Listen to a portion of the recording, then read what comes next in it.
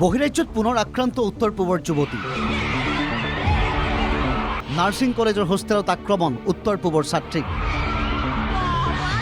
Nursing কলেজৰ হোষ্টেলৰ দৃশ্য এয়া। উত্তৰ পূবৰ যুৱতীৰ শিক্ষাৰ্থীক প্ৰহাৰ, লাঠি, বাল্টি, চেণ্ডেল আদিৰে আক্ৰমণ কৰা হ'ল ছাত্ৰীসকলক। এই আক্ৰমণত গুৰুতৰভাৱে আহত হ'ল কেইবাগৰাকীও ছাত্ৰী। অন্ধ্ৰপ্ৰদেশৰ কাকিনাডাত ঘটিল এই ভয়াৱহ আক্ৰমণ। R K school of nursing নামৰ নাৰ্ছিং কলেজখনৰ হোষ্টেলত উত্তৰ পূৰ্বাঞ্চলৰ ছাত্ৰী আৰু স্থানীয় শিক্ষাৰ্থীৰ মাজত এই সংঘৰ্ষৰ সূত্ৰপাত হয়। উত্তৰ পূৰ্বাঞ্চলৰ ছাত্ৰীক আক্ৰমণত স্থানীয় শিক্ষকে বাধা নিদিয়াৰো অভিযোগ উঠিছে। ঘটনাৰ পিছতে উত্তৰ পূবৰ প্ৰায় ৩১গৰাকী ছাত্ৰীক স্থানান্তৰ কৰা হৈছে। ছাত্ৰীসকল মূলতঃ মণিপুৰ আৰু নাগালেণ্ডৰ। ছাত্ৰীকেইগৰাকীৰ নিৰাপত্তাৰ বাবে এগৰাকী মহিলা আৰক্ষী পৰিদৰ্শক নিয়োগ কৰা হৈছে।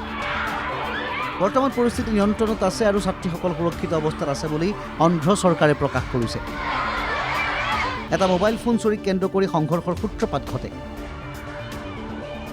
চাৰ্চত থকা অৱস্থাৰ পৰাই নাগালেণ্ডৰ এগৰাকী ছাত্ৰীৰ মোবাইল ফোন হেৰায়। ট্ৰেকিং এপৰ জৰিয়তে ফোনটো কেম্পাছৰ ভিতৰতে থকা বুলি প্ৰকাশ হ'ল।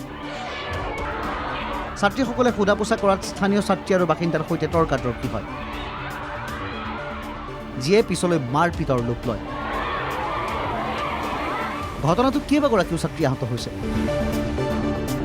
ঘটনাৰ পিছতে অন্ধ্ৰপ্ৰদেশৰ মুখ্যমন্ত্ৰী চন্দ্ৰবাবু নাইডুৱে জিলা প্ৰশাসন আৰু আৰক্ষীক ক্ষীপ্ৰ ব্যৱস্থা ল'বলৈ নিৰ্দেশ দিয়ে। বৰ্তমান পৰিস্থিতি সম্পূৰ্ণ নিয়ন্ত্ৰণত আছে আৰু ছাত্ৰীসকল সুৰক্ষিত অৱস্থাত আছে বুলি চৰকাৰী সূত্ৰই প্ৰকাশ কৰিছে। News desk, NKTV+।